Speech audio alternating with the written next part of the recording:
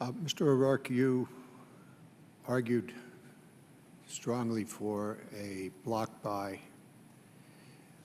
Ms. Mack, your opinion of block buy, working off Mr. O'Rourke's testimony? Thank you. We don't believe it's wise to use block buy for the icebreaker in this particular block buy. Let me clarify. Block buy is an effective contracting mechanism for contracting in certain circumstances. In this particular case, we don't agree that this approach is valid for the same reasons using multi-year is not allowed for lead ships. When you use multi-year, the statutory criteria includes stable requirements, for example, design, and also proof of substantial savings. None of those can be proven, especially with this first polar icebreaker being built in the U.S., has not been built in over 30 years. There's a lot of things at risk, a lot of things with the design until the design stabilized. Based on a lot of our shipbuilding work, it takes 3 to 4 ships before the requirements and design get stabilized. Given that the number's only expected to be 3 at this point, we're not advocates of using block buy for this particular acquisition. Is there another option besides block buy as a way of moving towards 3 or 4 ships? Annual contracts with options will work and can produce savings. We've just shown that in the FRCs as well. And as well, it also gives you more congressional oversight. Once a contract's let, every year, if you have the options, if things go wrong, you can always pull it back, where with a block buy, you can't pull it back once it's paid for already. Ordering a lot of things in bulk ahead of time, and it locks us in. Mr. O'Rourke, counter? Yeah, there are arguments on both sides of this. The admirals and now Ms. Mack have presented the arguments for being cautious about using block buy, especially with a lead ship. Let me present the arguments on the other side so that you can have a balanced presentation. The first is that block buy was invented precisely so that you could use it on the lead ship in a program and the earliest ships in the program. The second argument is that the Navy, in fact, has done this with its own shipbuilding programs. They did it with the Virginia-class submarine, which is a ship that, with all due respect to the Coast Guard, is a lot more complex than an icebreaker. And the Navy is expected to even do this on its Columbia-class ballistic missile submarine, which, again, is a very complex ship and also a ship of a type that we have not built in decades. Thirdly, the shipyards in this country that are working toward this program are also working with the European to import their design know-how, and that will mitigate the design risk on this. Fourth, as the GAO itself has testified in the past, it is a best practice in shipbuilding to bring the design of the ship to a high stage of completion before you start building it. In fact, if you have not done that, you probably shouldn't be building the ship under any contracting arrangement at all. So if the ship has been brought to a high stage of design completion, you have mitigated the risk associated with the lead ship. In other words, the idea that lead ships present this kind of design risk is a lesson learned from the past that reflects earlier, not current best shipbuilding practices. 3 more arguments. If you do a block buy contract, it can be, and the National Academy's report recommends, that it be a fixed price incentive contract. That is protecting the government against the risk of cost growth.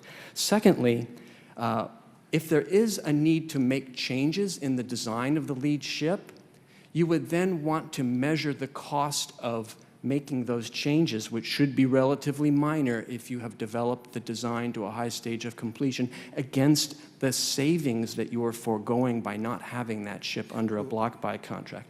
And then seventh and lastly, it is not correct that you can stop a block buy contract. You can, and the cancellation penalties that the government would need to pay under that contract are less than they are under a multi-year procurement contract. So again, there are 2 sides of this, and the admirals and Ms. Mack have done a good job, I think, of presenting the arguments on that side. So for the sake of balance, I've given you 7 arguments on the other side.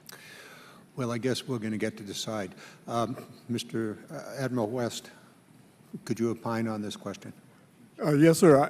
I have to add that we had 5 members of our committee with extensive marine architecture, marine shipbuilding experience, generations of expertise, and they're convinced the block buy is the way to go with the icebreaker. We also heard from retired shipbuilders and shipyard owners who also agreed with us, because we haven't built one in a long time, but the design is fixed. If you have the design, it's not a complicated mission. They're doing it now. The designs are out there. We're not going to add anything later. There's no lot of R&D involved with the design, and we think it fits the block buy concept. Appreciate that. I think there's another factor involved in this, and that is from the point of view of, I'll speak for the Coast Guard here. They have absolutely no idea what Congress is going to give them year to year, and therefore the block buy is a concern. Ms. Mack, you're nodding your head as if that might be correct. Is that correct? Is that a factor here? Absolutely, because if you pay the money to purchase other components earlier than the other ships are in construction, you are locked into using those components unless, like Mr. Rourke mentioned, you have to pay a cancellation fee at some point. Also, I would like to note that it is a bit early to discuss what contracting type the Coast Guard is going to use when they haven't finished all the acquisition paperwork. I think more at risk is the detailed design, cost estimates, all of those documents that are required to be done before a contract is let out. And some documentation is required to be done by the end of this fiscal year to be able to award the contract in fiscal year 2019. I suppose it's time for me to opine also, if I might. First of all, I like the idea of a block buy because it does commit the Congress to the future. And if we need 3 or 4 icebreakers, then we need to be committed. And if we can do that, now the next question really has to do with the nature of the contract itself, how you write into that contract the possibility of design changes. I suspect that there are designs and designs. There's the basic design, what this thing's going to look like, the hull and the rest, and then there are other things that will probably change over time. For example, there may be engine issues or the like, and those can be written into the contract. So, my opinion, block buy. Now, the question is 3 or 4. I'm out of time. May I take? The National There being no objection, I'll continue on. The Academy recommended 4 rather than what we were looking at before, 3 heavies and 3 mediums. Can you get into this a little more detail, Admiral West, and what happens to the other 2 ships? Can we get by with 4, or do we actually need 6? We came up with 4 for 2 reasons. One is the acquisition strategy, making it more robust, and there's all sorts of reasons why you'll get shipyards to be more engaged if they know they're going to build more than one. The second was we looked at the mission, the high latitude study, and the operational requirement the Coast Guard had come up with, and we saw the presence, the 1-0 presence in the Arctic, and we saw the McMurdo breakout, and we said you need 4 ships to do that, and that's the minimum we recommend. You can go on from there. At some point, your learning curve that each ship is cheaper will level off at some point, 4, 5, 6 down the way, and you may want to change at that point. But clearly, we thought that the 4 large were the best investment of public money for the mission right now. So it kind of comes down to, if you're going to build an icebreaker, build a heavy because it can do the job of a medium as well. Build an icebreaker to go break ice, and yes, sir. You also spoke to the operational costs, that the operational costs of a new icebreaker are significantly less than the existing icebreakers. But the difference between the operational cost of a heavy icebreaker and a medium icebreaker, did you take that into account? We did, and I don't have the exact figures, but it's not much difference. I mean, the Healy is a very large ship. In fact, it's a little bit bigger than the Polar Star. So it all depends on how much mission you put on that ship and how many people you put on it and who you embark. But the operating costs are not that much different. And am I correct, you also recommended that all of the ships be designed for scientific purposes, but that not every ship be equipped for scientific purposes? We decided that a ship is going to go where no other ship can go, and to regions where we don't know a heck of a lot about the oceans, that it ought to have a science capability. So in the original design, there should be a science capability designed into it for weight and space and moment, and then which turned out to be relatively cheap. We were surprised as we costed that out if it's in the original design, rather than trying to retrofit something later on. And then if you want to outfit it, then you add the equipment later on. It seems to me that that if we design the ship for scientific purposes, that the scientific equipment ought to be paid by the scientific organizations. Our option allows that, where our science-ready ship is roughly 10 to 20 million in the design itself. putting the equipment on board is additional cost, obviously, and can be charged to whoever. Whoever wants to do that. Admiral Haycock, what do you opine on the issues of block buy and this scientific 4 versus 6? Thank you. First, on the block buy, as Mr. Rourke had indicated that Ms. Mack and I had mounted a defense. My intention is not to mount a defense against block buy. That is not my intent. The subcommittee asked me why we seem reticent. I want to throw out there, if we have some reticence, it's because we want to make sure we've covered all the risks.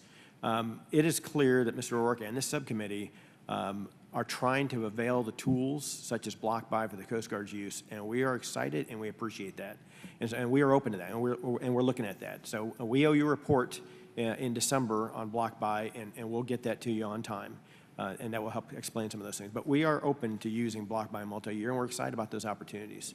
Regarding science, one of the things that we've been trying to do for the last 9 months since we teamed up with the Navy with our integrated program office is make the icebreaker affordable. So we have taken a hard look at all the things that the icebreaker is supposed to do, and all the equipment and structure and stuff that needs to be put in place to do that.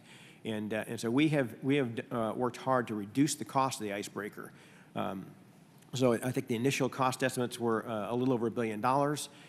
And our efforts within the Coast Guard with CG4, our tech authority for ship design and engineering and production, we've been able to reduce the cost of the icebreaker by about $200 million so far. And we're still working on that. And our industry studies, as we work with industry and learn more, we're optimistic we can bring that cost down further. One of the things that we've done is we've looked at things like science. And so the icebreaker, as currently designed from the government's indicative design perspective, has space, weight, and power reserved for changes that might occur in the future for the Coast Guard's icebreaker mission. Okay? It might be science, it might be a weapon system, it might be whatever the nation needs the icebreaker to adapt to. That's the secret behind our getting ships to last 50 years, is we build them flexibly, or we build flexibility into the design. And you expect this detail to be available the last half of this year? I'm not following you, sir. Well, the actual design of the icebreaker, power, equipment, science equipment, all of that, or science space, and you expect all of that to be designed and prepared for review by the end of this year? We have an internal design we're working that enables us to determine whether we can meet requirements and to help us estimate costs and such. The intent is not to release that to industry because we want industry to come forward with creative and innovative solutions in their designs. I don't know if that answers your I'm really getting to the point, when do we get to see what you want to do, and when can we review that? I'm going to have to take that back and figure that one out, sir. The design continues to mature, and we're still. I was looking at your schedules, and it looks to me like by the end of this year, you would expect to have the design completed and ready to go to contracts early next year. Oh, I understand. So, what you're asking is, at one point in time, will we be ready to go on contract for the detailed design and production? So, the design the government is working, the indicative design is more of an estimating tool and the ability to put reasonableness into our requirements and verify the requirements are correct and that sort of thing. What we intend to do is get a request for proposals out later next fiscal year, towards the middle of the fiscal year. That will be assigned to industry that we need them to submit proposals. With those proposals, we anticipate there would be designs, and then we would award a contract, and then industry, the team that wins, would actually go through and actually formalize that design, make it final, and make it ready for production. Mr. Chairman, thank you so very much for the additional time. Just a final comment. A couple of decisions are going to have to be made by us as I look at this. That is, are we going to go to 4 heavy icebreakers or 3 and 3? Right now, I think presently we're looking at 3 and 3, so this will be a change as I understand where we are. Secondly, there's the final, I'm not sure the word final, but the design of the icebreaker itself should be available sometime in the next 6 months. Correct? And if that is the case, then I would think that Ms. Mack and Mr. O'Rourke and Rear Admiral West would like to take a look at that and give us their opinion as to whether this is the proper design, and then we would authorize either a block buy or some other mechanism for the ships. So this is kind of looking at our own work schedule out ahead, the kind of things, the decisions that we're going to have to make. And then there's this issue, much larger issue that we're going to have to deal with, and that is the overall budget for the Coast Guard, both of its acquisitions as well as for operations. With that, Mr. Chairman, thank you so very much for the additional time.